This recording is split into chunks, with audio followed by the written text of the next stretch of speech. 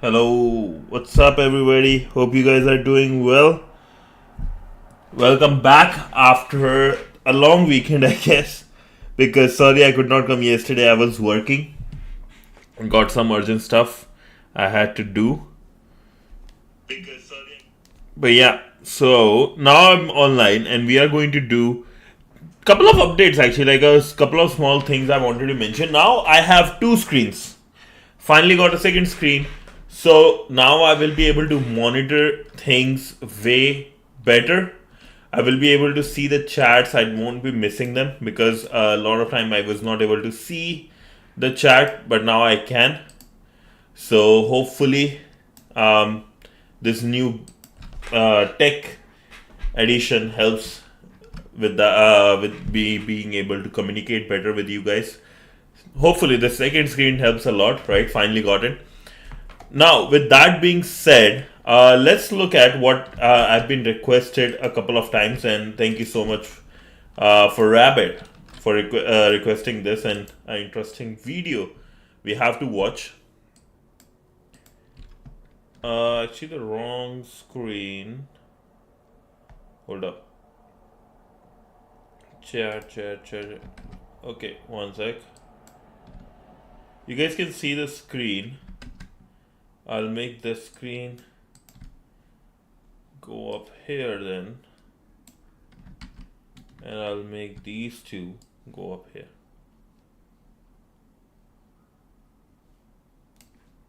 This one and this one. Okay, beautiful. Rabbit, I'm doing good. What's up, bro? How you doing? How is everything going?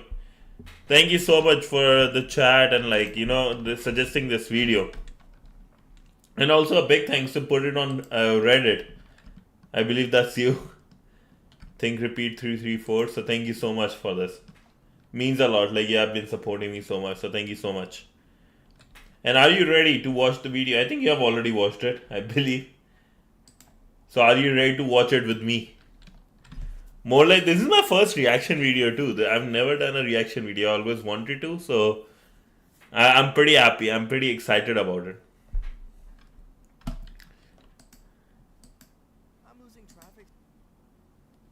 It'd be nice to see.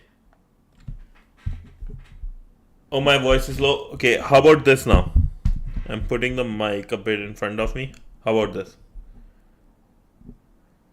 Yeah, things are good. Just was busy. So now I'm feeling better. I was sleeping a bit in the evening because my whole...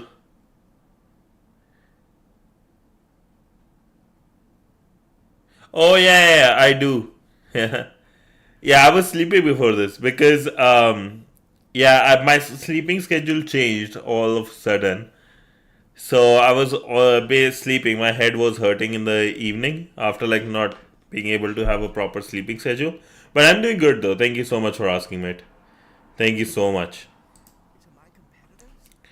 I don't know why this. I'm watching this ad. Come on. Okay. Alrighty. So are you ready to watch an amazing video with me, mate? My bro. My bhai.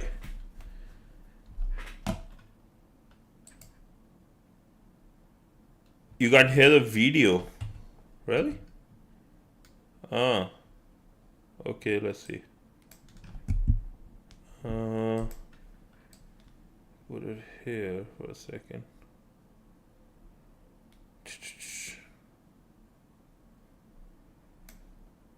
This is the story of the hunt for the world's most dangerous hacker. Is it now good? Are you able to hear it now?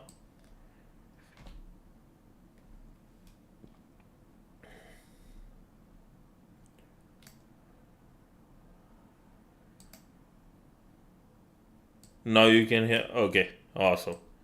Thank you so much, man. Thank you so much.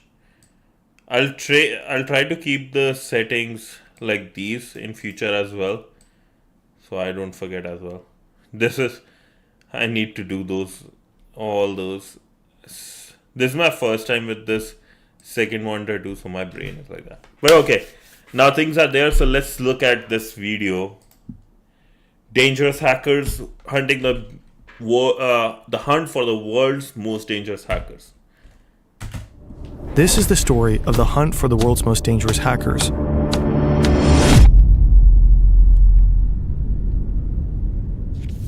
Bears. Ah. Prologue. The Bears. Once upon a time, there were 5 bears.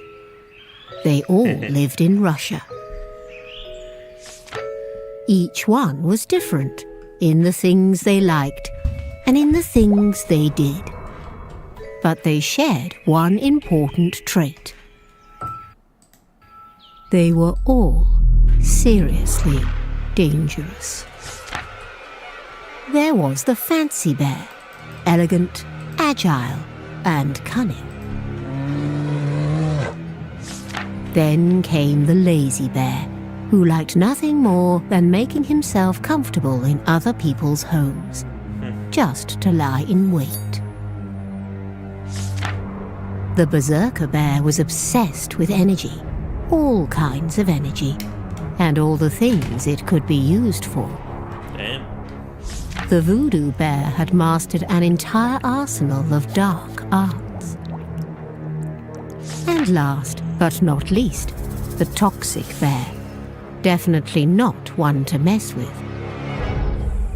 They were all fearless fighters, nasty creatures that sent shivers down the world's spine. Even in the most distant lands, people knew of them and feared them. But there's one more thing all these bears had in common. Their metaphors, Nicknames for special units of Russian intelligence services. These units are made up of hackers, some of the most dangerous in the world. They each have different objectives: to spy, to expose, to wreak havoc. But they're not just a threat to computers or networks. They're a threat to Western democracies. They're tools of destabilization, Yeah. of psychological warfare, of political manipulation. They've already made it into the German parliament, into the email inboxes of the country's elected officials. They threw their full weight behind Donald Trump's 2016 campaign. They travel the world, working in the interest of Vladimir Putin's regime.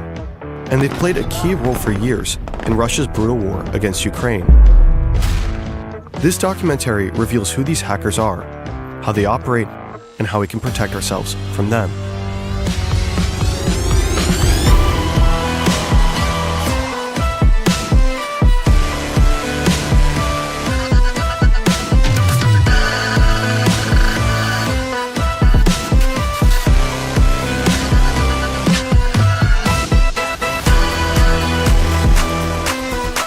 Does it? Am I the only one, or does it feel like a that Citizen 4 documentary when it came out, like a proper? They made a proper film on Snowden, and it gives me that feeling. A proper production has went in behind it, like almost Disney level shit that's happening. It's so amazing. I love it already.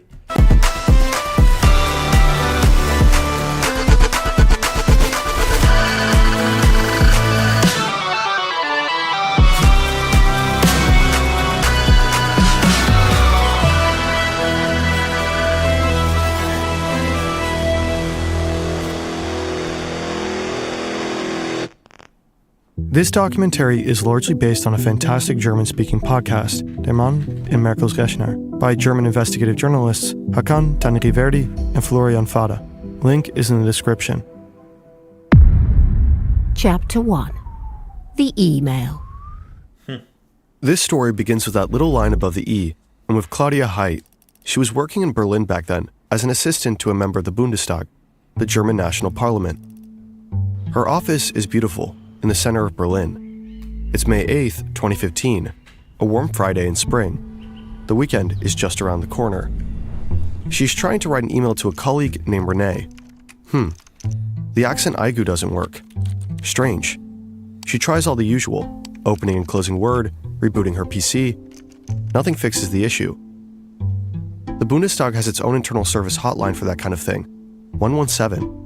She tells the IT guys that she thinks her PC got infected with some kind of malware, perhaps a Trojan. But they don't take her seriously. At this point, no one realizes how serious the situation really is. Yo, quick question. You work at Infosys, huh? So it's interesting. Infosys, during my whole time, haven't been hacked, but Infosys was hit by bears, not the Russian bears, the stock market bears, in 2008. So I learned that story. That was indeed an interesting one. But it, like for, how to say, I cannot I cannot say yes or no if they have if a company when I was working them or if Infosys had a contract with them ever got hacked for contract reasons online. I can't say it, and I won't say it. But if you want to know big companies that have gone hacked, which were interesting in my opinion, we can chat in Discord. There were so many companies that have been hacked, right, in the last couple of years. So, yeah. And so yeah, like I can't say much. But I have a question though. Just because her E was not working, she was like, okay, I've been hacked just because of her E. Yeah. Maybe after I lose my job, I can talk. No. It's actually fun. But like, here's the question though: with E not working, is my E working? Is that? I haven't used E like that. Even if it is working, I won't know. But yeah, like it's crazy. Like her E is not working, and she's like, "Oh, I've been hit by a Trojan." That's crazy, right? And then she said, like, E was not working, and she said, "Oh yeah, I'm hacked." That's crazy. That's crazy good awareness. Framer Workshop is where vibe coding meets design. Framer is a no-code website builder.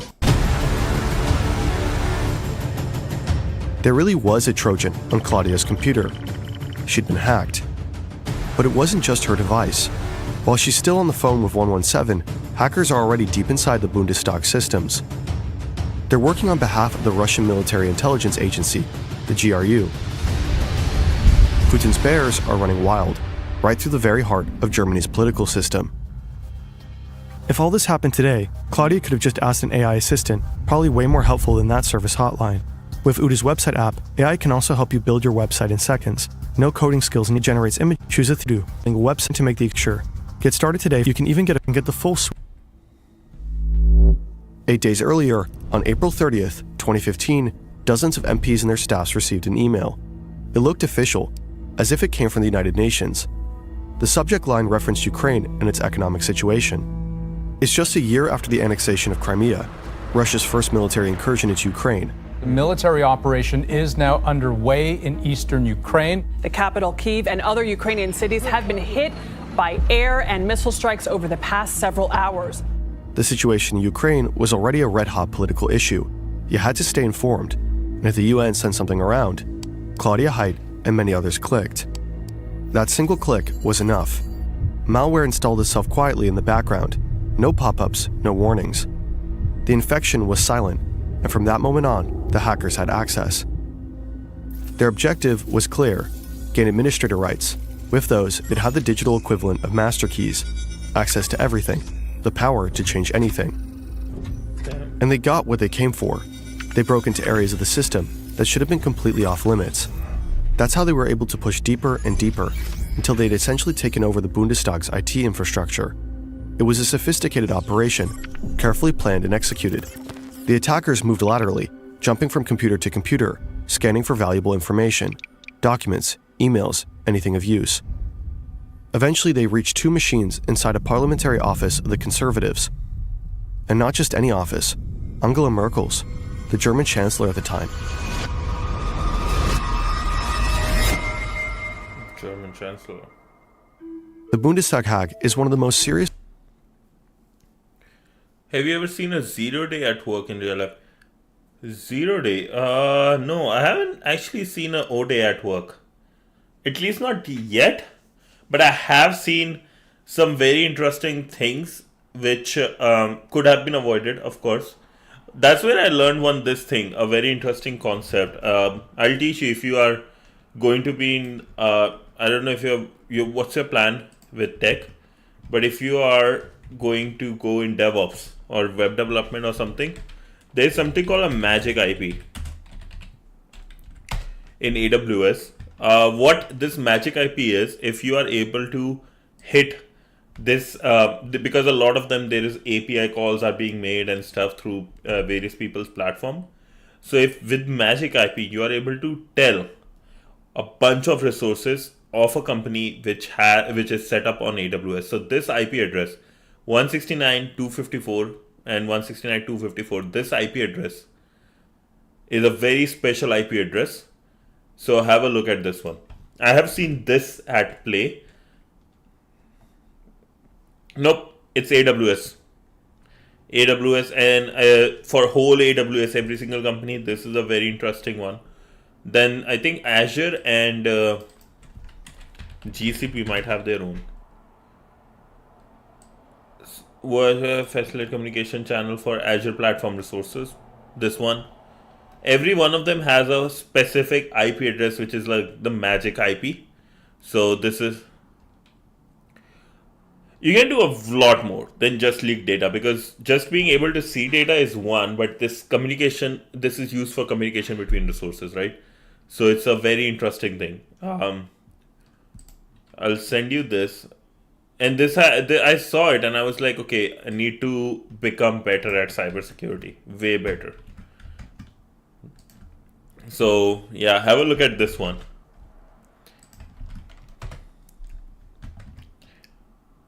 So I haven't seen O-Day, but I have seen some very interesting things, which I was like, if this hack didn't happen or this attempt one never happened, I would have never known. Like, what's the catch? So this actually is the thing. The reason this is public, why this IP is allowed, because as a company also, you want to be able to see what all resources you have, right? So you want to be able to see, so you have to, this cannot be blocked. You have to restrict others from using it, but you use it because you are running the commands too of this. Yeah, there has to be, like, those type of requests were supposed to be like they put, but it's not done by default by AWS. That's the thing, right? And there are certain companies, for example, like I can't name the companies, so, but there are certain companies whose job, right, is specifically about like testing and stuff, like doing some test, allowing these IP addresses and playing with different URLs and stuff. Their offering is that. So that's where this came from. So have a look. It's a very interesting one. And that's why, like, even with TryHackMe, I like TryHackMe's. You hate me probably again, like going back to TryHackMe. But they have a really interesting one about cloud. This DevSecOps one. And I believe there has to be this magic IP address mentioned, either in this place or the AWS one they have. I wanted to like go through DevSecOps cycle. So have a look. This magic IP address. We can watch a video after this. Yeah, TSM fan boy. I love Hack the Box too. I loved it. I honestly, the Azure Active Directory attack we did, I loved every single part of it. The only reason I like TryHackMe more, because I'm doing it more, and it's a bit more beginner friendly. Once I have a year into cybersecurity more, hacking more, one more year extra, then I probably will turn into HTTP guy. Soon. Yeah, let's get back to our video.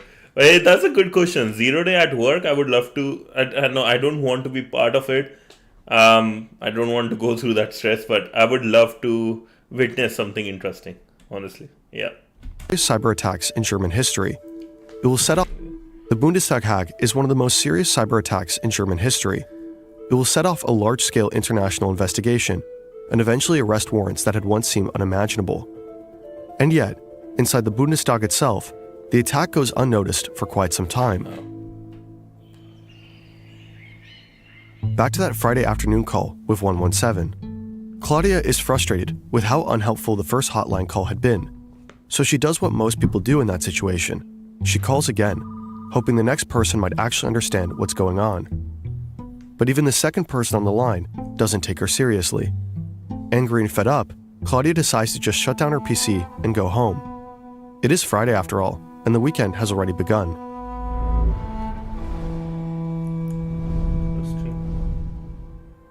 On Monday morning, an IT staffer remotely logs into Claudia's machine and reinstalls Word, which, of course, doesn't fix anything. By the afternoon, someone finally comes in person, but even they don't catch that there's a Trojan on Claudia's PC. By this point, the hackers have already been inside the system for at least 2 weeks. And still, almost no one realizes that this might actually be a cyber attack. Meanwhile, over in the UK, a cybersecurity firm has been keeping an eye on a suspicious foreign server, one that had been used for previous cyber attacks. Suddenly, that server establishes a connection to machines inside the Bundestag network. Oh, wow. The firm alerts the Federal Office for the Protection of the Constitution. A day later, the warning reaches both the Bundestag's Classified Information Office and the Federal Office for Information Security via. My elder sister was like on the verge of losing her HR job because I connected Flipper Zero to her office laptop, but they just gave her a warning and let it go. Oh, dude, yeah. Interesting thing. One thing I will tell you from my personal experience. Two big things. Organizations, you are just a number. No matter which company you go into, you are just a number to them. And if a lot of times, if you are actually like good at what you do and you are connected to IT people will let you go. But HR's job is to find those things. It's good. She didn't go through like a big HR person. Hopefully was not handling it, because HR people is like basically incentivized for firing people and finding these things, because they get promotion on these. Like HR is finding good HR people is a very hard job, honestly. A lot of them is like I've seen in real life like how they do. It's because I'll tell you one thing. How to say it so I don't get caught or don't get into problem. When I saw a human needed help, right? For he had to take some leaves because one of the family members in his family needed some support. He told that this person will be going through surgery. He told 4 or 5 months ago. Did all the paperwork, called HR a couple of times, emails, right? Everybody said, yeah, everything is good. 3-4 HR people. The person went, right? The person said that I won't be available for a month, right? No communication. They kept on calling or messaging that person because they were like, oh, why this and why this paper and that. The person is in hospital and you're asking that and stressing them out when they are already in the hospital helping someone. That's how bad some of the HR people are.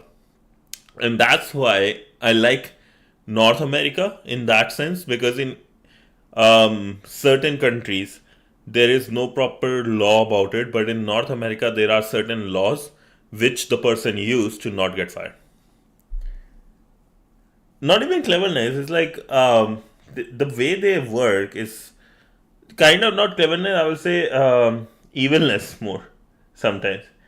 When humans are less helpful, less humanity is there at work, and more politics, that's when the organization starts to see a very high or very low retention rate and high like volume of people leaving and joining. So if you see a company with a lot of people leaving and joining, it has political issues. I'll give you that inside story. So yeah, use laws. AI is the best thing. AI is actually very helpful when it comes to like helping you with these laws thing, finding ways to protect you. Do that. Do not tell anyone, especially at work, anything, and never ever see. And this, I'm quoting this, and I make sure you hear this out. Never ever in your life look at IPs, intellectual properties, those like things. Never look at those, because then another company can hit you and your company or anything you work for, that you look at intellectual properties of people, and then whatever you make can be at risk of you losing that. So never look at IPs too, because HR's job is to find those people from other companies looking at it.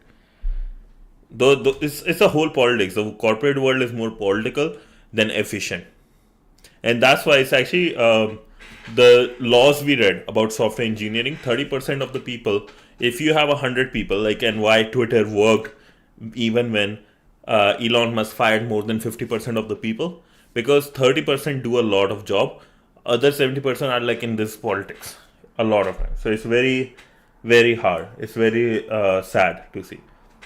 And when you get a good team, always keep a good team over money, because this amount of stress you will get is so much less.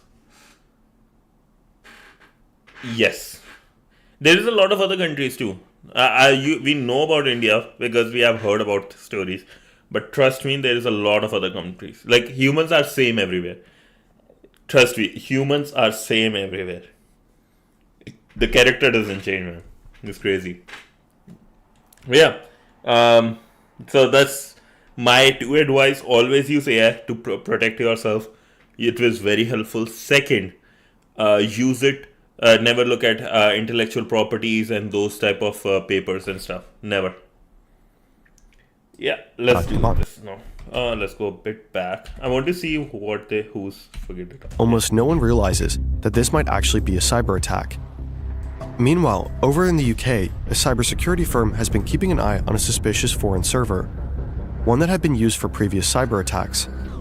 Suddenly, that server establishes a connection to machines inside the Bundestag network. The firm alerts the Federal Office for the Protection of the Constitution. A day later, the warning reaches both the Bundestag's Classified Information Office and the Federal Office for Information Security, BSI, in Bonn. Thanks to German bureaucracy doing what German bureaucracy does, the warning takes a brisk 3 days to actually land. Finally, someone... Warning takes 3 days to land. This is what actually, like, I was talking about how corporate... You know, an interesting thing, how bad these organizations are and everything. And if you look, what do you think? Like, think about this way. Very interesting question. Somebody asked me, what do you think takes more time? Going to outer space, right? Building a space, like going to outer space and coming back with like stuff, or calculating the results of the elections. Like this person, like Elon Musk did it, right? Held some people come back from space and stuff, and these elections, some of the places, elections in some of the countries takes so much more time. Right? No, it's actually going to outer space takes less time. Like just going back and coming takes way less time than like elections results. Because how political things are, how every single political organization wants to keep a control, so they will take any amount of power in their hand to even allow people without proper documents to vote. There are certain, like if you go through, whether it's in India, whether it's in America, right? If you look at these things, people, even like political parties will force the government to even count votes of people who don't have proper documents, because it will put them or give them a little bit power. They know some of them are their voters. They will help. Well, I don't know why people think the elections are fair around the world. It's all influencer and it's all manipulated, and so much like how many times these things are like every single election, so many of them are basically manipulated based on the ads only we see, right? A lot of people actually don't even think these are there. The only problem I think we face is that we don't have a better way to do it. Like there is a saying, right? Democracy is not the best way. Democracy is not a good way to govern the people, but unfortunately this is the best we got.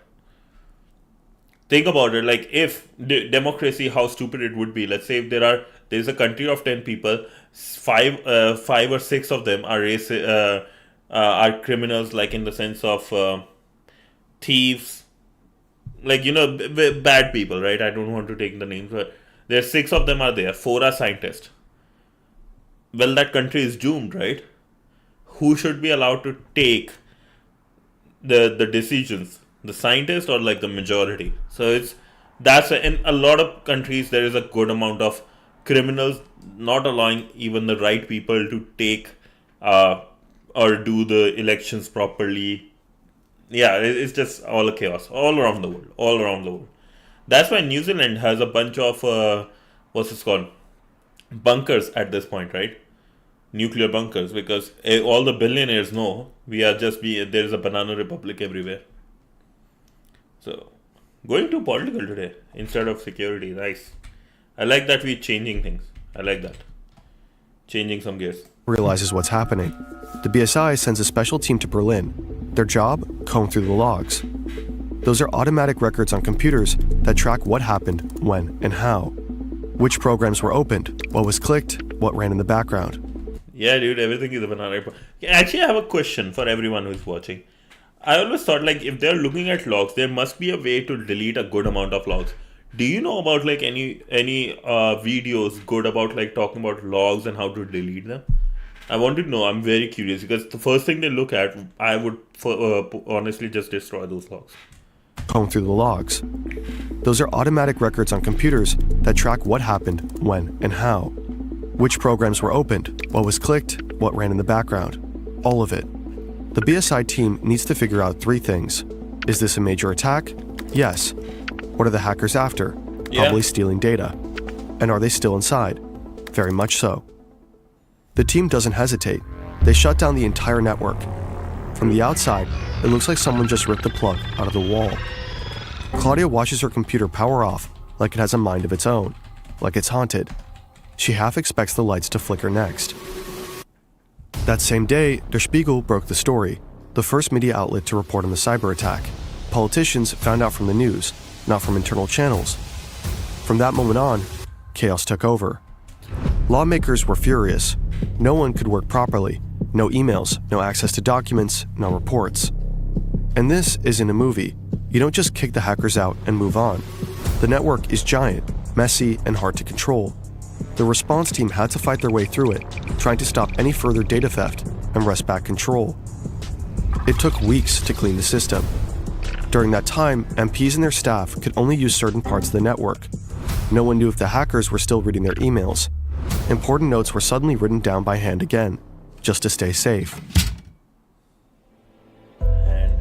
The Bundestag's IT security was clearly overwhelmed. It faced intense criticism in the months after. When the dust finally settled. And I'll give you another funny thing. If you ever want like an easy cybersecurity job, look for the companies that have gone that got hacked. Apply for them. All of a sudden, all the security budget goes up. So that's one job trick resource if you want. I've seen this happen, and it's so interesting to watch it in real life. Because security is not a priority for anyone unless until they got hacked. Settles, the investigation into the perpetrators begins, and the trail points to Russia right from the start. On Claudia Haidt's computer, investigators find malware called X-Tunnel. X-Tunnel functions like a real tunnel, a direct continuous link that allows attackers to access the network whenever they want. Inside the code, analysts uncover connections to a server believed to be used by a group known as APT-28. APT stands for Advanced Persistent Threat. It's a label used for hacker groups that are not only highly skilled, but also extremely patient. The kind of intruders who don't just strike and vanish, but stay deeply embedded, sometimes for years. By all accounts, APT-28 is a Russian group, and it also goes by another name, Fancy Bear. Fancy Bear operates under the GRU, Russia's military intelligence service. The group is notorious. This is where they work, in what's known as the Aquarium in Moscow. No one knows who they really are. No names, no faces, not even how many of them exist. But one thing is clear. They do whatever it takes. They'll stop at nothing, not even the computer of the sitting German chancellor. Ironically, it's there, in that highly sensitive office, where one of the hackers slips up. They managed to break into a computer in Angela Merkel's outer office, her personal machine, or inbox. It's exactly what they were after. To extract the emails, one of the hackers writes a custom program. The tool is designed to copy your Outlook inbox and send that copy to a server they control. The program is called vsc.exe. But there's a problem. While coding, the hackers make a mistake. To locate and extract the files, vsc.exe needs to follow a specific file path, and that path includes the words Abgeordnetenbüro. But the program doesn't recognize the German U.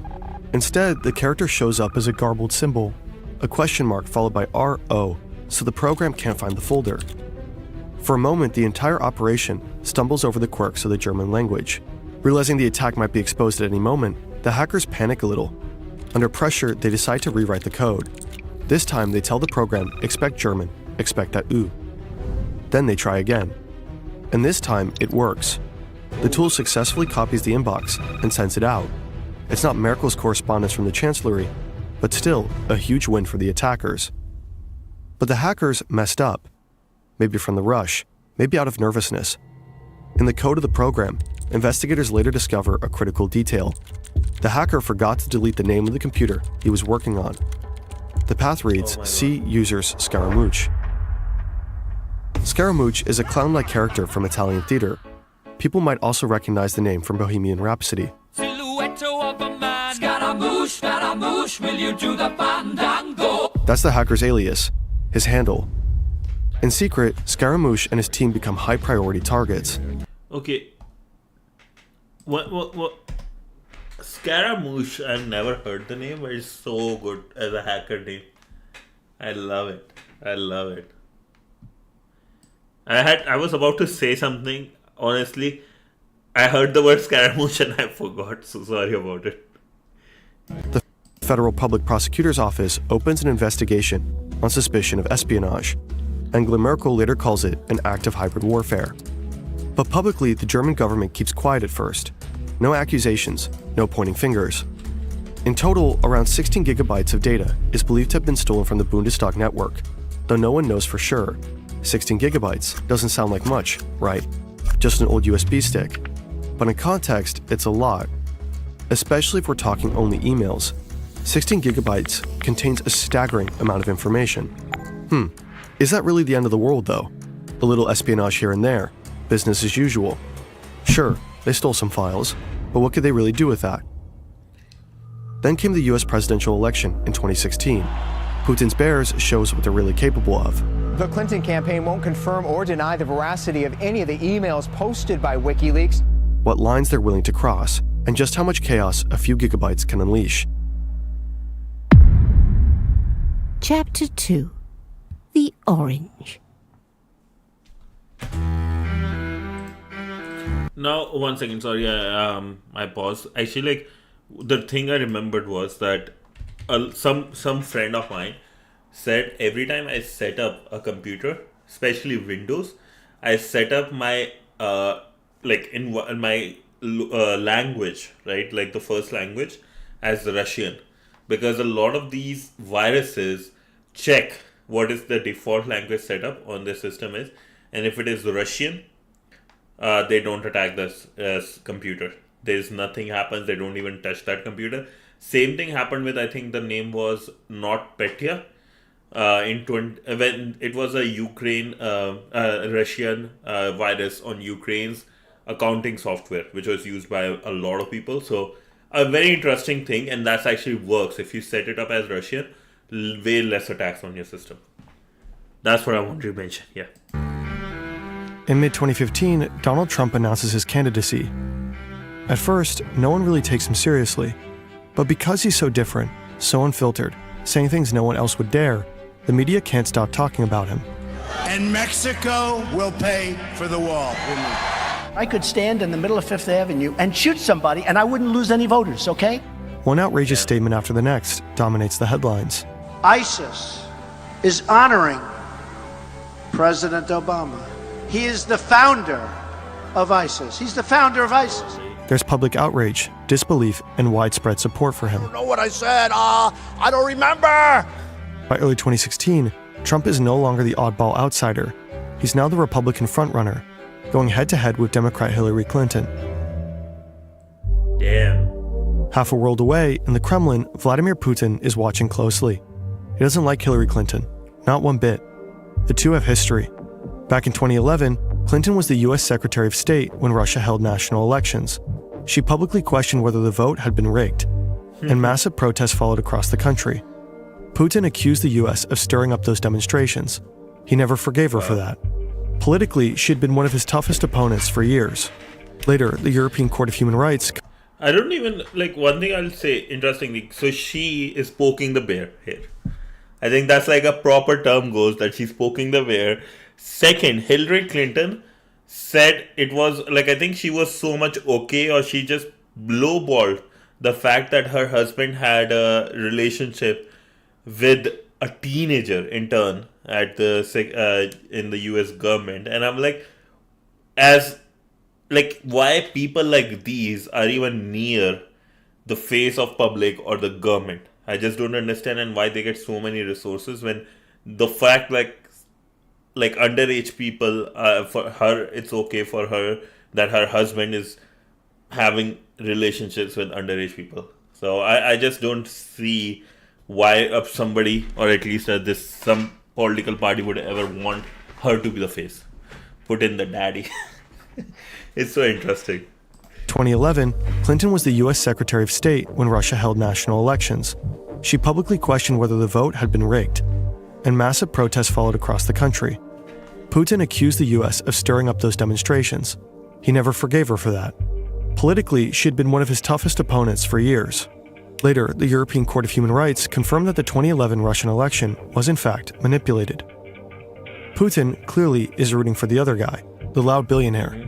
Trump, for his part, has repeatedly praised Putin in the past.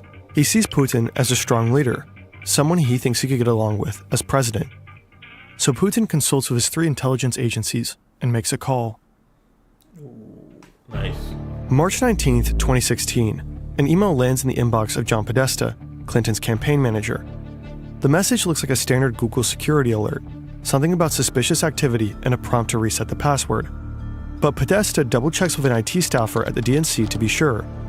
Unfortunately, the staffer replies that the email is legit, when he actually meant the opposite, just one typo with massive consequences. Podesta assumes the message is safe, clicks the link, and enters his login on a fake site. That's it. The hackers are in.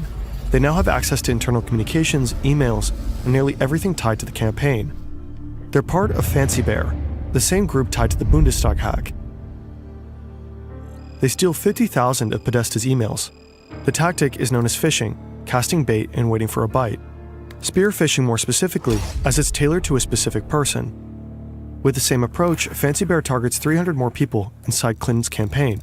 No one knows how many fell for it. In early April, they go after another key target, the Democratic Congressional Campaign Committee, DCCC, a central player in the Democratic election machine. Using more convincingly real-looking emails, they manage to steal the credentials of at least one DCCC employee. And just like that, they're in again. Once inside, Fancy Bear uses 2 main types of malware, X-Agent and X-Tunnel. The latter is the same tool used in the attack on Claudia Heid's computer in Berlin. While digging through the DCCC, the hackers find something even more valuable. Credentials that let them slip into the Democratic National Committee, DNC, the heart of the party. How do people fell for phishing? I never got any fish. Actually, I'll tell you an interesting thing. So, phishing emails, right? If you want to get phishing emails, it's very interesting. If you want to get phishing emails just to see what people do, go on really shitty websites, mostly adult website, which I don't recommend. Don't go there. But that's where you will get a lot of time those phishing emails and stuff. And second, when this is same as like getting those phishing scam calls. If you show that you are vulnerable even once, you get into their good good lead list, in which they will send you more emails. So I created a website, very funny name for it, and then I wanted to see if this works, and it did work. I started getting a lot more emails because of that. Oh, Panda is here. Yeah, phishing emails are fishy indeed. But yeah, it's very easy to get those phishing emails. It's very easy to get the phishing emails. If you want, just go on the crazy websites, the not so good websites, and you will get those emails very fast. I want to see if I can copy this. No, I can't copy it. Never mind. Sorry, I wanted to try if I can copy it so you guys can see the chat, what's going on. What's a phishing email? So phishing email is basically, let's say, it's PHISHING, not FISNG. So phishing email is, let's say, a bogus email, which will say, let's say, from Google, you get an email that, hey, your password is used can be seen by other people, and you should change it. That will be the message, but it's not technically from Google. It came from a hacker and who wants you to click on that email. So those are phishing emails. And they want to get either you to click something, enter your password or something in that around that order, so they can like get access to something. Even just your password, that's a big one. That's why it's said if the email looks even a little bit suspicious, don't even open it. Because even like, let's say there is a file like Word doc, right, sent in that email, that Word document, that PDF might have a virus. So you will, and so many big hacks, actually last year only, hack happened because there was an issue with that Windows issue. Let me quickly grab that for you. If I'm not wrong, Word doc used for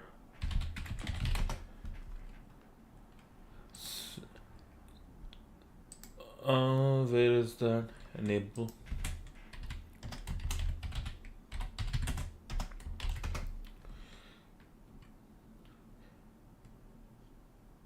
I think here, this is it. If you have ever seen this, I'll give you the idea. So if you ever see enable editing, right, this part here, enable editing, what this means is, let's say there is a code in your Word document using Visual Basic language that wants to do something, right, wants to run on this document on your computer as well, and it can lead to hack. So never, if you are not 110% sure that this enable editing is what you already know what this might be, do not click on it, because then you will end up getting hacked. There are good chances. That was like happened last year a lot. So hopefully that helps understanding, right? Now let's do this. There, they uncovered detailed documents on campaign strategy, including a file on Trump full of potentially damaging information. In early May, the intrusion is finally full. Sorry, let's go back. There, they uncovered detailed documents on campaign strategy, including a file on Trump full of potentially damaging information. Wow. In early May, the intrusion is finally detected. The DCCC and the DNC hire a cybersecurity firm to clean house, a process that will stretch all the way into October. But the Democrats should have discovered the hackers much sooner. In a small, unremarkable office in Moscow, another set of hackers is quietly at work. This group is known as Cozy Bear, most likely working under the SVR, Russia's foreign intelligence service. They've been inside the Democrats' network since June 2015, far longer than Fancy Bear. As strange as it sounds, Cozy and Fancy Bear probably weren't even aware of each other. They had different bosses, didn't talk, didn't collaborate. Cozy Bear is known for being quiet and methodical, targeting all kinds of institutions without leaving much of a trace. But this time, someone's watching them. In 2014, Dutch intelligence pulled off an incredible hack. They gained access to surveillance cameras in the very building where Cozy Bear operates.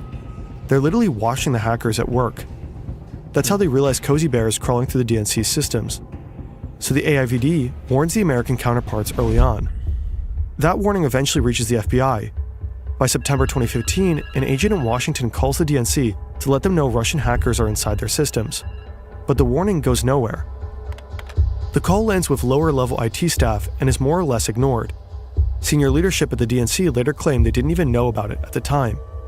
The hackers could have been I don't agree with this. A lot of them, even when I'd say some low-level person wants to do this and they're like, there might be a hack going on, everybody downplays that. They're like, okay, when this happens, we'll take care of it.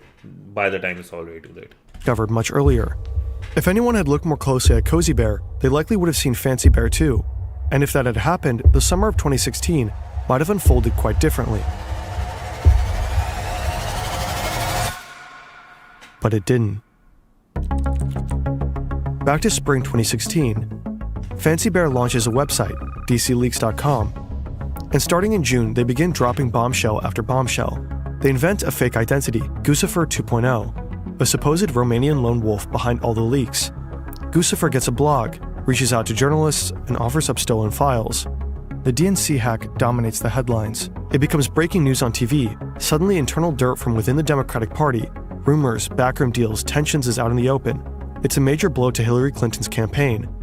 The emails appear to show the DNC clearly favoring Clinton over Bernie Sanders, even though they were supposed to stay neutral.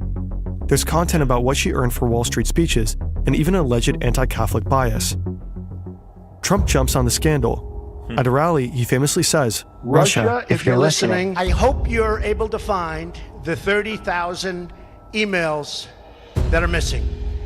I think you will probably be rewarded mightily by our press. At that point, Clinton is already under pressure over her use of a private email server while serving as Secretary of State. The FBI confirms she also deleted private emails from that account, which makes people believe that she's hiding something. Trump seizes the moment, tying that controversy to the flood of new leaks. That very same day, Fancy Bear sends 76 spear phishing emails to Clinton's staff. The impact of the leaks on Clinton's campaign is huge, maybe not the deciding factor, but they definitely give Trump a boost, over and over again. What started as chaos turned into something more focused, a clear attempt to help Donald Trump. Just over a month before Election Day, the hackers hand over John Podesta's emails to WikiLeaks. And then, week after week, those emails are released strategically. Do you know why WikiLeaks was started? Anybody know the reality? It's a very interesting. And who started WikiLeaks? What actually was the motive behind it? If you know what WikiLeaks is, it makes so much sense and such a interesting story that is happening, and this is what's happening to you.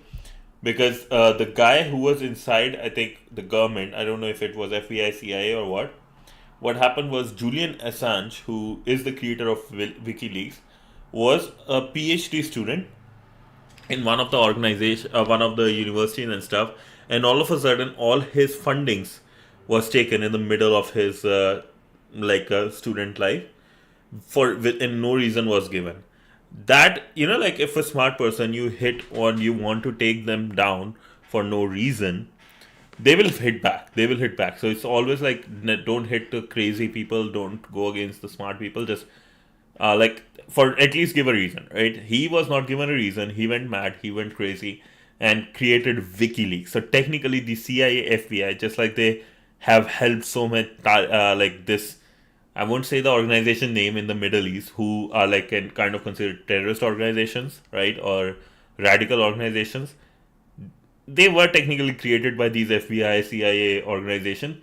Same way WikiLeaks was created. And that's why WikiLeaks is more than happy to take down government itself. It doesn't care if it was Trump or not, because no reason was given for their funding was taken, right? So the Julian Assange is happy to take down everyone. That's just an interesting story, and I'll send you a video, or we can watch a video of that on that too. It's a very interesting one. Emails to WikiLeaks. And then, week after week, those emails are released strategically, some more dramatic than others, but all grabbing headlines. The constant drip of leaked material creates a lasting impression. Something shady is going on inside the Democratic Party. Clinton loses momentum. She's forced to shift her message and constantly defend herself, in the press and directly against Trump in public debates. The leaks are part of something bigger.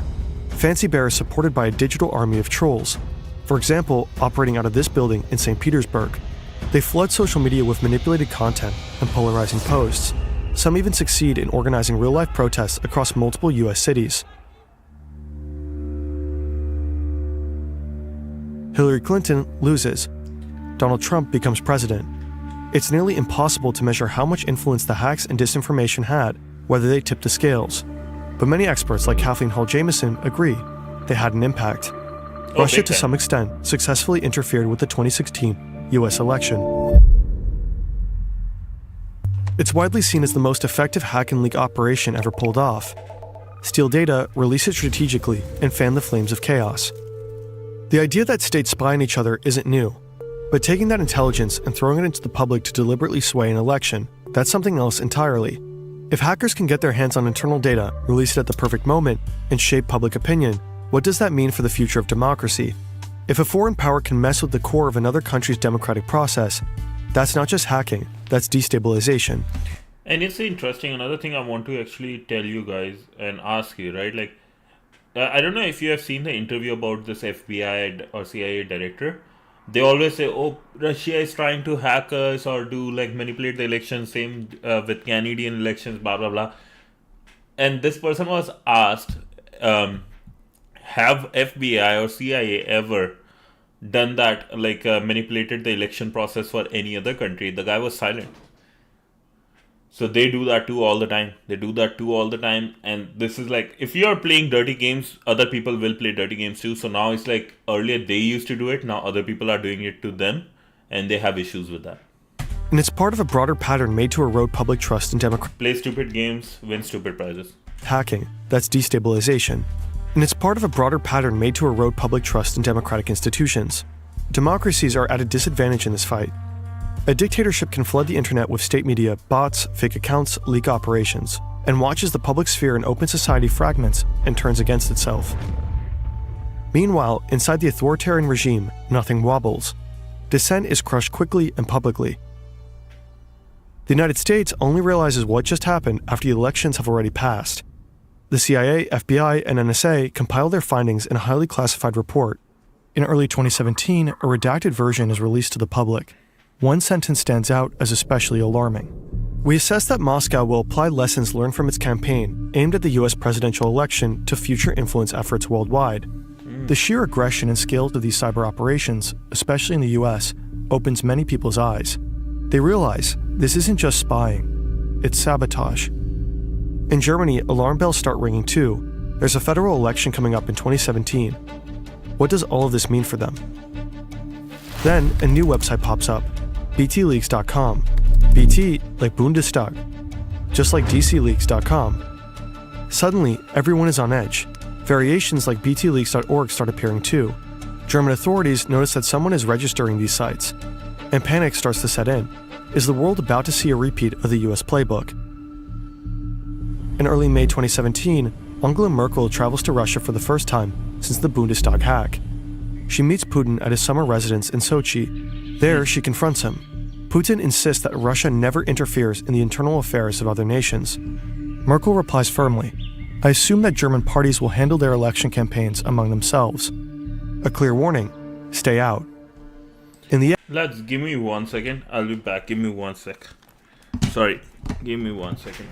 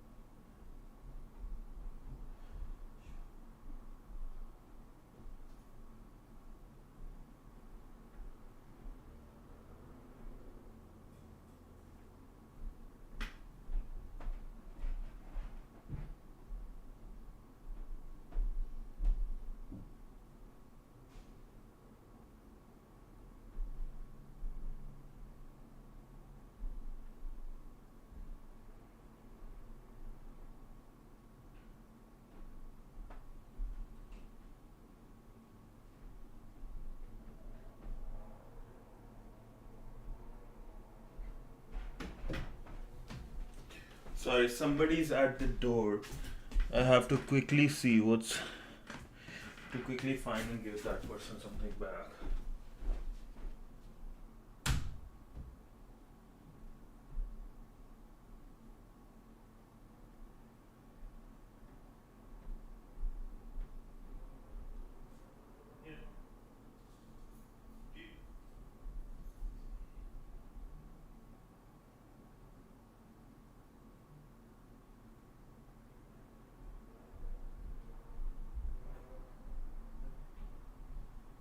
Okay. Alrighty. The hacker is back. You guys ready? You guys back? You guys here? Hear me? You guys hear me? You guys hear me? Just want to see. You guys can hear me, see me. You guys are here, right? Okay. Alrighty. So let's get back into our game. Here. There, she confronts him. Putin insists that Russia never interferes in the internal affairs of other nations. Merkel replies firmly, I assume that German parties will handle their election campaigns among themselves. A clear warning, stay out. In the end, the 2017 German election isn't rocked by any major leaks. Nice. To this day, no one knows for sure what happened to the stolen 16 gigabytes from the Bundestag hack. There's never been a single public leak directly tied to that data. But then again, maybe there doesn't need to be. Maybe the information was used in some other way. Quietly. Tactically. Meanwhile, the hunt for Scaramouche continues. It'll be a while before his identity is finally confirmed. Robert is scared. Wanted by the FBI.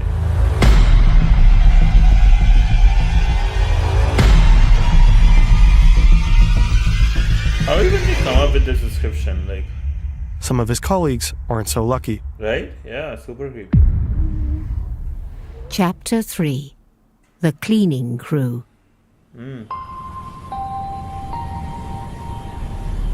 April 10th, 2018. A passenger plane from Moscow lands at Schiphol Airport in the Netherlands. Among the passengers, 4 Russian men. They look like typical business travelers. Alexei Minin and Oleg Sotnikov, both in their 40s, seem cheerful. Behind them walk 2 younger men, Yevgeny Sebryakov and Alexei Morenits. According to their passports, they're diplomats. A sharply dressed man from the Russian embassy meets them in arrivals and escorts them out of the airport. But they aren't here on official duty. They're part of a special unit, trained to carry out covert foreign operations. Minin and Sotnikov handle reconnaissance.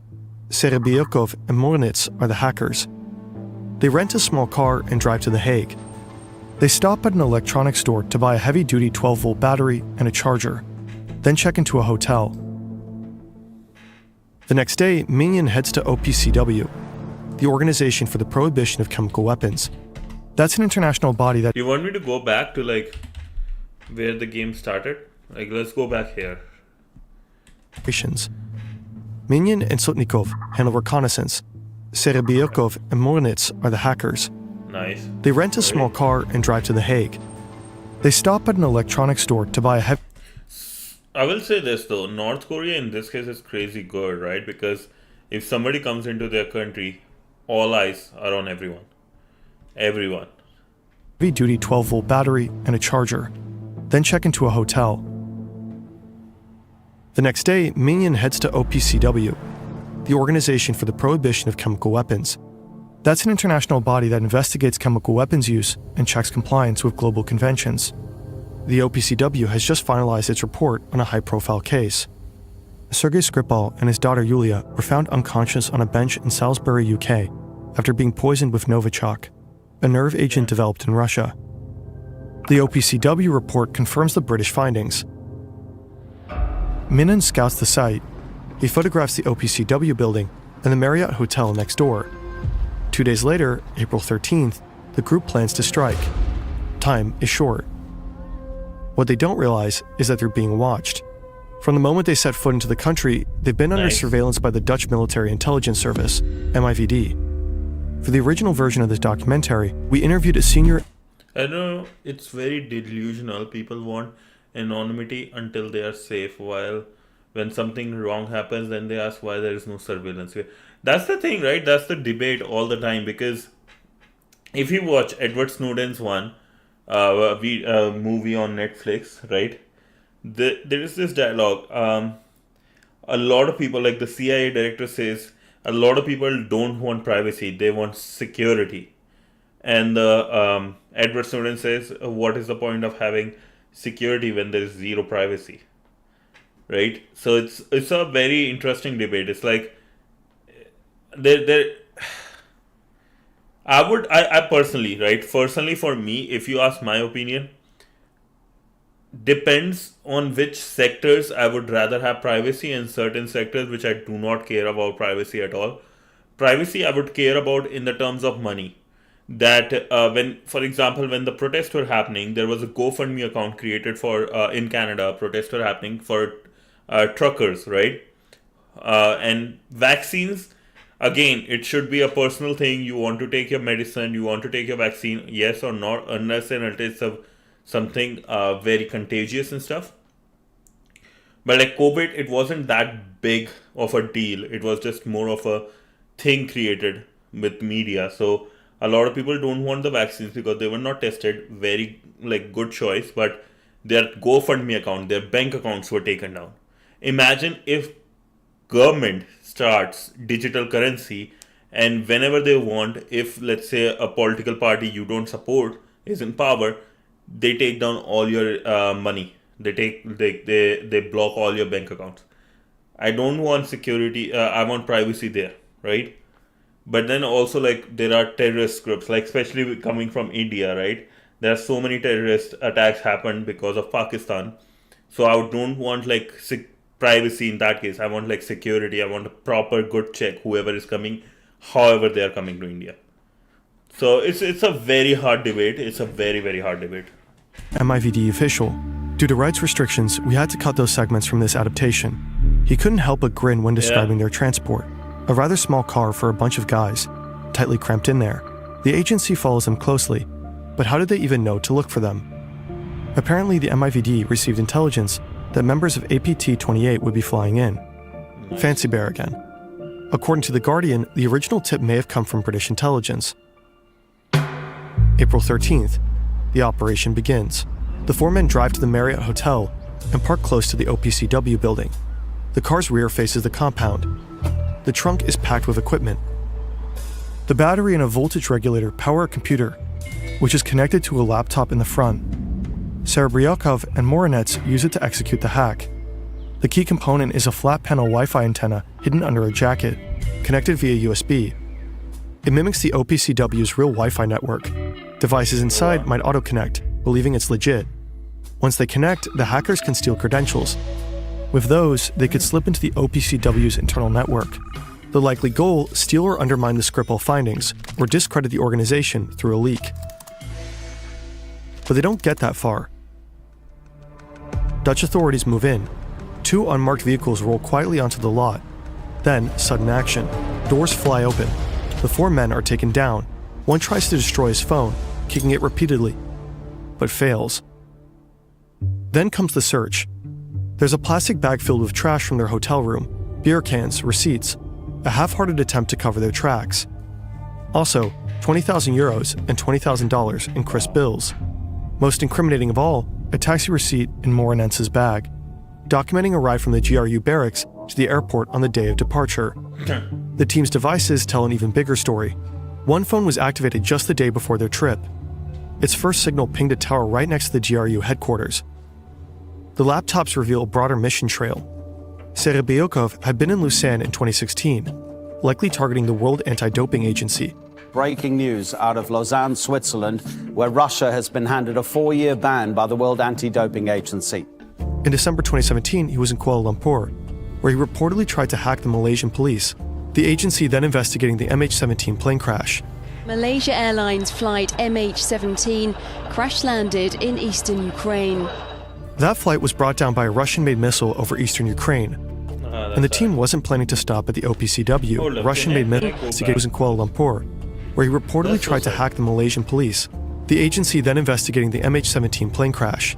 Malaysia Airlines flight MH17 crash-landed in eastern Ukraine. That flight was brought down by a Russian-made missile over eastern Ukraine, and the team wasn't planning to stop at the OPCW. They had train tickets from Utrecht to Bern, Switzerland, likely headed for the Spies laboratory, which was also analyzing Novichok. Sometimes hackers need to get physically close to their targets. Sending phishing emails isn't enough.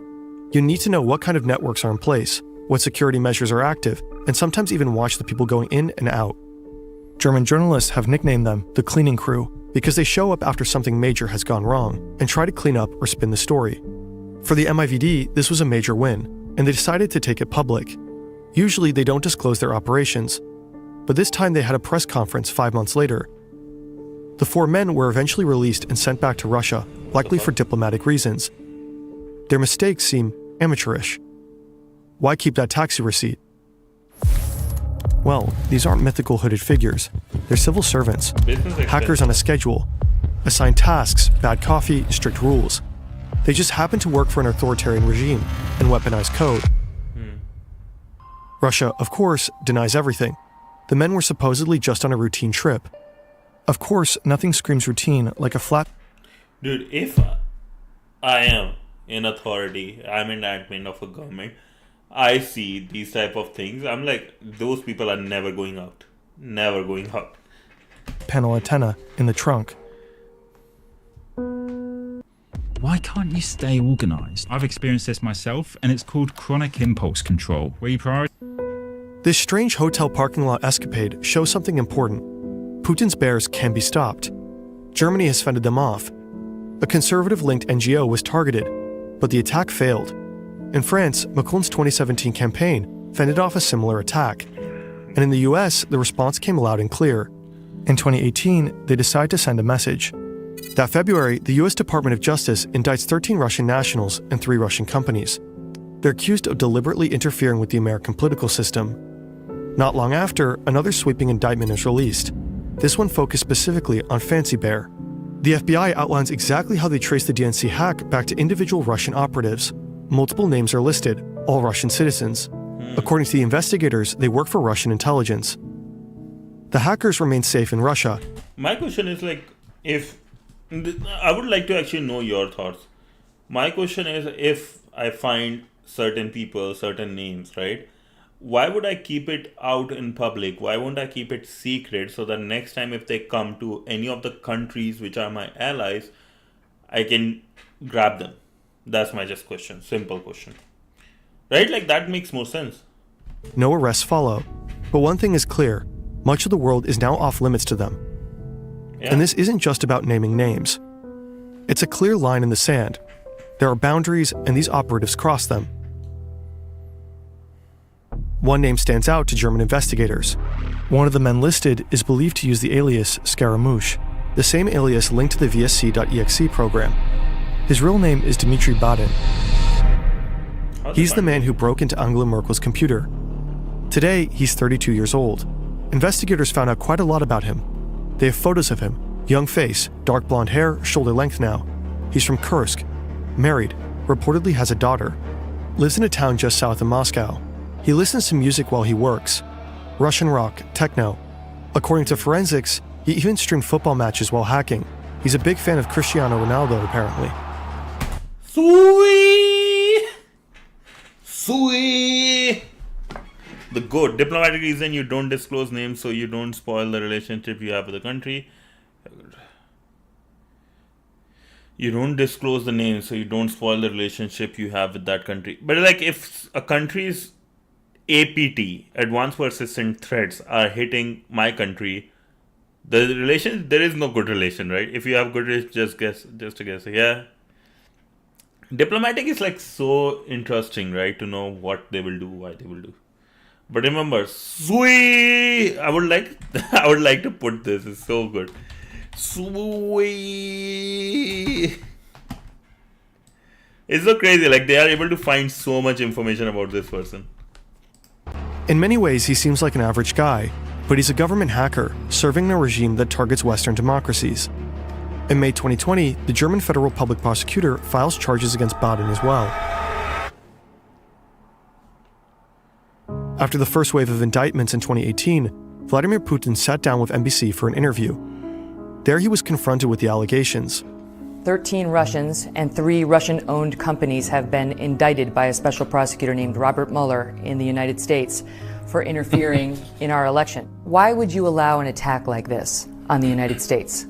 Why have you decided the Russian authorities, myself included, gave anybody permission to do this? If the 13 Russian nationals plus 3 Russian companies did in fact interfere in our elections, is that okay with you?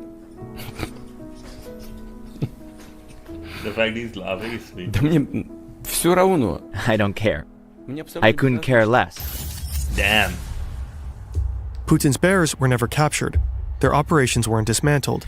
This isn't a story with a clean, satisfying... Feels like he's like, yeah, another question we already know about you will be asking. Another question you will be asking. Crazy, right? Were never captured. Their operations weren't dismantled. This isn't a story with a clean, satisfying ending. Quite the opposite. Chapter 4. The Satellite. Before we start the next chapter, remember, we also have a bear in our chat. Panda bear. I also got my bears ready, just in case if anybody is wondering.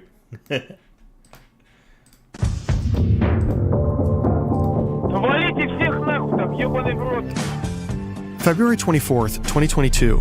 A cold night in Moscow. The day has barely begun.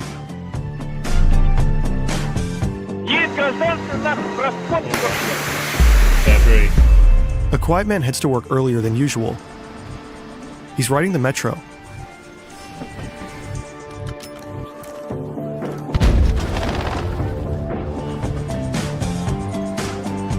At Polizhayska station, he gets off.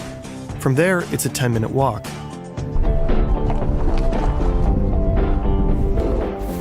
He's a little on edge, lights a cigarette. He works for the GRU, in the aquarium. He's part of Unit 74455, better known abroad as Sandworm or Voodoo Bear. At his desk, he pulls up a chair. Time to go to work.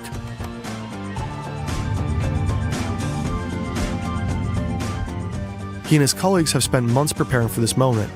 Now it's just a few final clicks.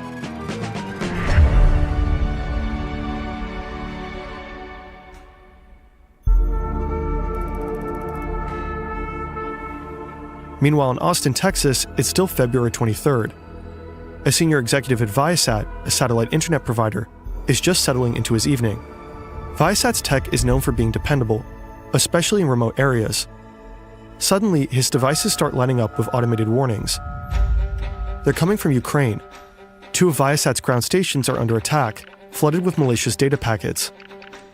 Internet from satellites doesn't actually come from space. It's routed through ground stations. If those crash, nothing gets through. And now they're overwhelmed. So overloaded they can't deliver connectivity at all. But the Voodoo Bear operative in Moscow isn't finished yet. These kind of attacks can sometimes be fended off, but this one keeps escalating. Internet providers usually have remote access to their customers' modems. That's how they push software updates. That access, of course, should be highly secure. In Viasat's case, it wasn't. Voodoo Bear had already infiltrated months earlier. The hackers send a command to the modems, forcing them to download malicious code that wipes login credentials stored on the devices. Without those credentials, the modems can't authenticate, can't connect, and go completely offline. The attack spreads fast. The senior manager stares at his screen in disbelief. 30,000 modems across Europe are now nothing but e-waste. In Germany, 5,800 wind turbines go offline. In a small village in Sweden, the internet vanishes. And in Ukraine, Viasat's biggest customer is the military. Suddenly, across army installations, there's tension. The communication infrastructure is being hit. Right as reports flood in from the borders, Russian troops and armored vehicles are pouring in. The invasion, long looming like fog, has begun. We are not a traditional cafe. We're completely unconventional. And my Wix website really has to capture the same magic. Ukraine is hit from 3 directions. Missile strikes, commands are shouted. And amid the chaos, a terrifying thought spreads. What if the comms go down? What if the command dashboards fail? Surveillance feeds cut to black. Damn. The Viasat attack was a highly effective cyber strike, perfectly timed with the invasion. But for Ukraine, it wasn't a new experience. Ukraine has been in Russia's cyber crosshairs for years, not just since the invasion in 2022. How do we born as Putin daddy in the next life? Are you sure you want to though? Are you sure you want to be like? That's a very stressful game, and he was like a soldier, martial art like black belt and all those stuff. He's like kind of the GOAT when it comes to like after Modi. I will say like he is the top level leaders around the world, right, for their nations. Because think about it, like Mark Carney, I don't consider him to be that good of a leader. I just don't, because I saw his debates, I saw his for Canada, I saw his like priorities. I was like, yeah, no.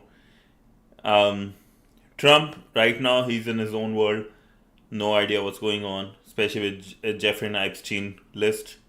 But yeah, Putin is like way up in the game, just like Modi in this case. And China's Xi Jinping, Xi Jing, sir, I don't know. I'm forgetting the last name. But yeah, it's crazy. How to be born and put in as next wife is actually a crazy question too. But dating back to 2014, after the annexation of Crimea, that year, Russia tried to hack Ukraine's elections. In 2015 and 2016, Voodoo Bear took down parts of the country's power grid, each time for hours. In 2022, they tried again. This time, they failed. Russia often tests tactics like election interference in Ukraine before deploying them elsewhere. That's why Ukraine is sometimes called Russia's cyber test battlefield. Yeah. The war has now been raging right. for over 3 years, and all of Putin's bears are involved. They attack government systems and major companies. They spy, they leak. They fuel disinformation campaigns. But Ukraine, it seems, is defending itself formidably, not just on the ground, but also in cyberspace. And they're not alone. Today, the country is supported by several leading Western cybersecurity firms. Epilogue. Trade. My game is like what I've heard, right, again, is that I like the fact Ukrainian president said, don't send us planes, send us ammunition. That's a good, powerful statement. But again, then there were so many corruption cases that started with billions of dollars just vanished when it comes to getting the funding. He didn't ask any questions about those or anything like that when Biden was in place. So it's such an interesting, he's a curveball in my opinion. Putin's bears are still out there, as dangerous as ever. Hakan Tanriverda is one of the journalists we interviewed for this video. Not long ago, a colleague of his received a mysterious leak. A batch of internal documents from a Russian company called NTC Vulcan. It supplies Russian intelligence services and the military with cyber weapons of all kinds, and their internal documents are chilling. Among other things, Russia seems to have been mapping out what to do once a territory is conquered, how to bend it, break it, remake it. Wow. Beyond that, they're experimenting with control over foreign critical infrastructure. For example, they're testing if they can slow down trains. And if you can slow down a train, well, then you can speed it up too. One thing is certain. We haven't heard the last of the bears, not by a long shot. And in the years ahead, we'll have to stay alert, learn to spot their traps, their tricks, their carefully laid bait. Yeah. Because once they're inside, it rarely ends well.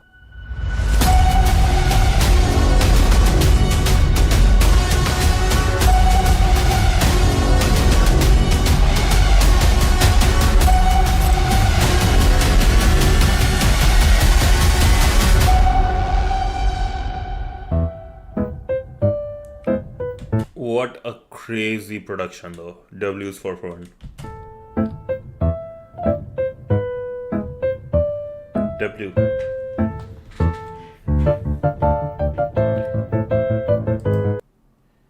Dude, such a... Oh, I haven't subscribed yet with this channel. What a crazy video. The bear thing made me think I was tripping. I like how production quality is exponentially getting better. That's so crazy though. Like I think we all are at the same page. Like the production, the storytelling is so amazing that we are like focused more on like how great they did compared to like the madness is actually. That's so true. I like these ones. German bureaucracy doing what German bureaucracy does. The warning takes a brisk 3 days to land. That's so true though. An interesting thing I would want to tell you, right? Which I think Trump did mention in one of his, I think it was Trump, that FBI, CIA, all these NSA, right? All these technically, these organizations compete with each other because the more one of them actually points out, right, or exposes another country or another attack like that, the more funding they will get in the next year. So he wanted to create just one organization and they all have to work together. So that also as a political is really crazy. Yeah, do not hire incompetent IT frontliners. Do not let bureaucracy enter too. India is far behind in the cyber game. No, I'll tell you this right now. No. Here's the thing, right? India, the reason we don't know how good India is because majority of India's resources goes for Pakistan, right, and China. That's why we don't hear those stories. But I will say this, India is crazy good, right? Even just normal hackers of India are super good. Like, let me give you an example. Do you know about the story of world best toilet paper?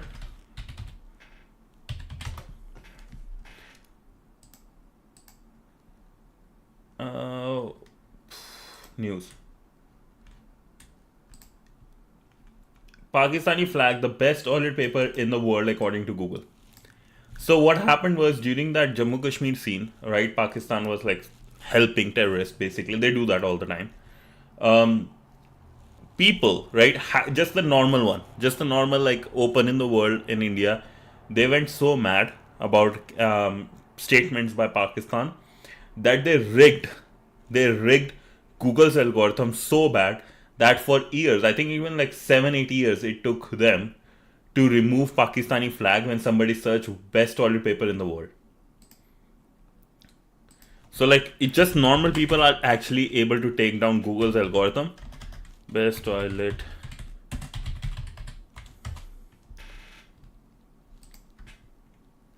I want to see if it still comes. It doesn't come anymore. Because I remember like doing it 3-4 years ago. 3 years ago, and it was actually still there. Still there, and this will be there. They just try to hit 1 or 2, but yeah, Pakistani flag is technically the best toilet paper in the world. Fuck it. But yeah, this is like, so we don't know how good India is just because we don't know the stories, but one thing is like India is a very big democratic country and they have a lot of power.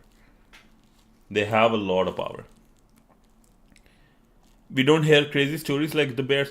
Doesn't mean there aren't any, right? Maybe in the future, but just because you don't hear the stories, like if you hear, right? If let's say I hacked CIA or I hacked GRU or I hacked GCHQ, right? Those big organizations, you're not going to hear from me. I'm not telling anyone, mate. I'm not telling anyone what I'm doing, because even these Russian ones, right? The bears, it's very hard to tell. This is like all still like they investigated. Even with US, so many things are hard to tell and they come in public. But a lot of them, for example, the UK one, we don't know much about the UK, MI6 and all those ones. But there are MI5, whatever it is. Like, yeah, like there are people, we just don't know. North Korea has so many. We know just 1 or 2 attacks by them. Just because you don't know doesn't mean it doesn't exist, right? Like you might have not seen Japan ever. Doesn't mean it doesn't exist. So that's the game, right? I used that movie from Bhagam Bhag. This dialogue. Have you ever seen Japan? No? Does that mean Japan doesn't exist? So, yeah, it's interesting. And I will say this, like, India, and the whole thing is like the reality comes when, like, you know, the war will happen, technically.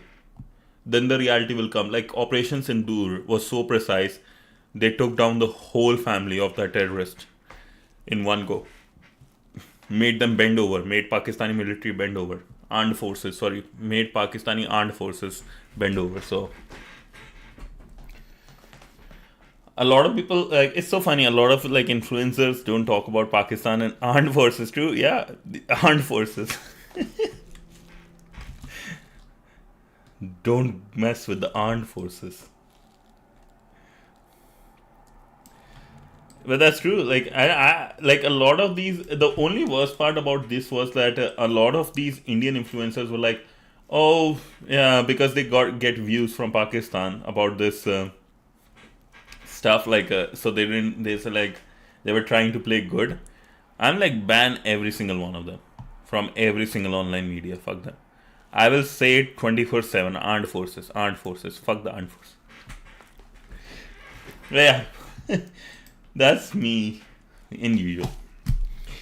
But yo, this was actually very interesting. Thank you so much for posting this, mate. Thank you so much. I actually want to remove this approval thing too. I want to remove the approval thing so anybody who wants, they can like come and visit the Reddit and share something. So I will do that. But yeah, so one great news is now I have 2 screens. I will be able to monitor things much better. Tomorrow I'm getting arms to monitor arms, so I will be able to set things up properly. And yeah, we'll focus on the Windows last one for penetration tester one. Yo, you should give it a try to this one. I don't know if you have other one. They had some stuff. But yeah, let's look into some hackathons too in the future. Like, I want to participate in some CTF challenges. Just I want to learn from people. I want to see what I can do. That'll be nice to form a team. We can have our own bears. You want to be a bear, buddy? Anybody want to be a bear?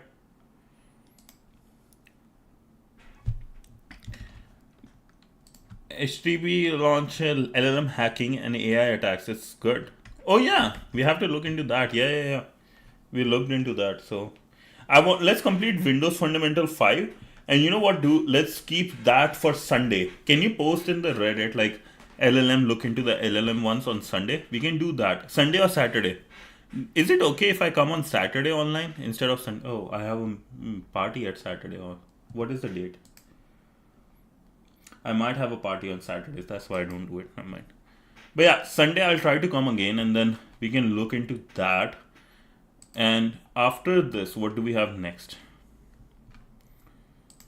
I want to do some hacking. I'm actually done with like learning a lot. I will create my own notes and I think I want to do some hacking. So what I will do is I'll search certain ones, right? And I will post the hacking stuff which I will do this week. We'll do more hacking CTF challenges with Windows as well as Linux. And let's see if we can like hit some big ones quickly. Then we'll go to Cybersecurity 101. Okay, that sounds good. Dude, I have done around 120 machines on HTTP and offensive security. Still, I feel nervous setting in for OSCP. I don't know when to feel prepared. You will never feel prepared, bro. You know, a very interesting thing from one of the... I'll just stand up, actually. One of the most interesting things in my life, I realized, and this is like, goes with everything in my life. If you feel fear strongly, right? And you have anxiety about like these exams or anything, you have anxiety about these things. It's a very normal thing. First. Second, a lot of time, just listen to Bhagavad Gita. Whatever your question is, type that question out, right? Bhagavad Gita at the end. You will get answers to whatever the question about like anxiety it is and stuff.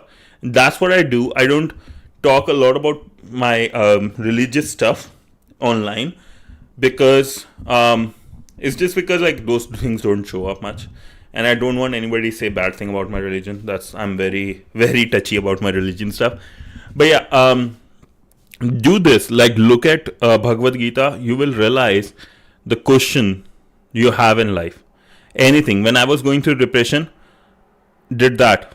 Honestly, saved my life. No, nothing else. Saved my life easily. I can say that. From atheist to a big believer, that's my story. Almost from an atheist. So that I will say, ask question from Bhagavad Gita. And with these exams, right, always another question is to what the worst can happen, right? What is the worst that can happen? If you do not give this OSCP certificate, what will be the worst thing that will happen? You won't have a certificate. Then just give it so that even at least you will try. If you fail, that's fine, right? That's fine because you won't have a certificate then. If you won't have a certificate then, at least next time, have a positive attitude that at least next time I will know what to go for. I will know what to prepare for because it's amazing. A lot of time, I have given exams, I failed as hell, but at least I was happy because I know next time what mindset to go with, what to prepare for next time. So give it. Whether you feel prepared or not, you have looked at all the topics, you have done all the job, right, due diligence, just do it. Don't worry about it. Because the worst thing that can happen, you will get more experience than before on how to crack OSCP. Doesn't seem like a bad thing, honestly. You will be more experienced, right? Do you feel me?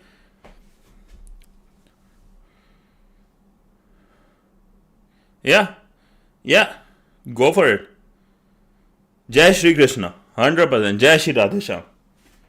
Yeah, you will gain experience. One of the most beautiful thing about time came, like in Scam 1992, right?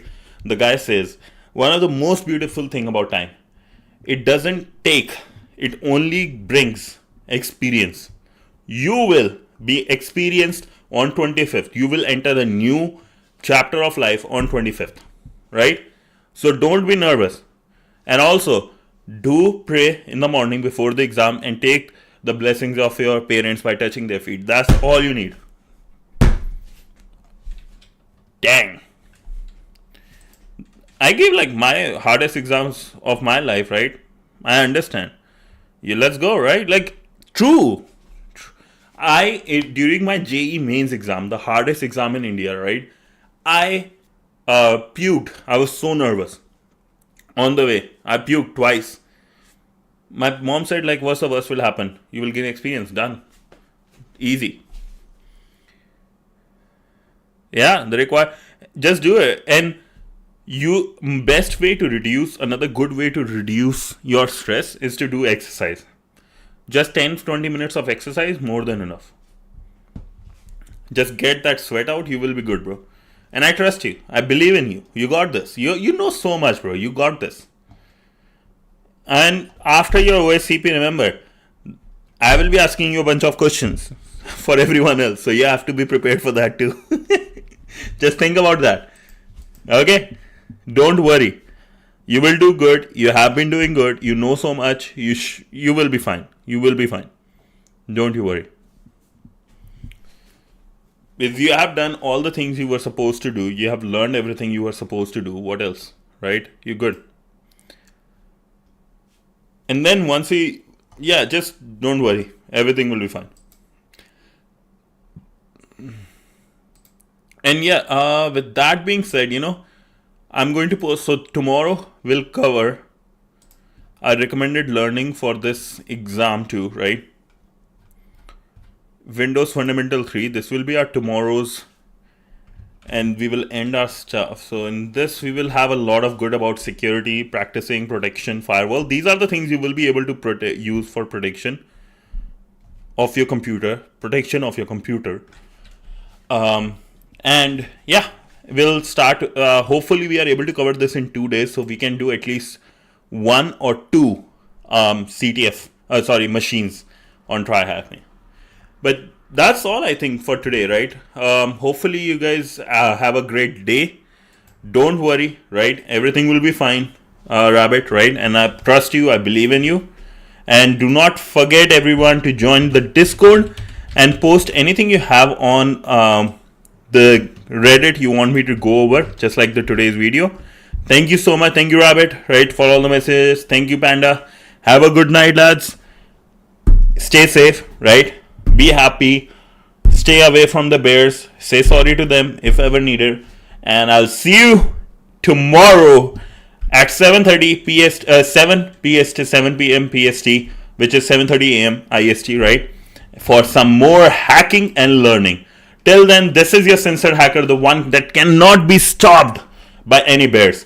Your favorite G Money. Bye. Have a good one. Bye. Good night, lads. Have a good one. Thank you.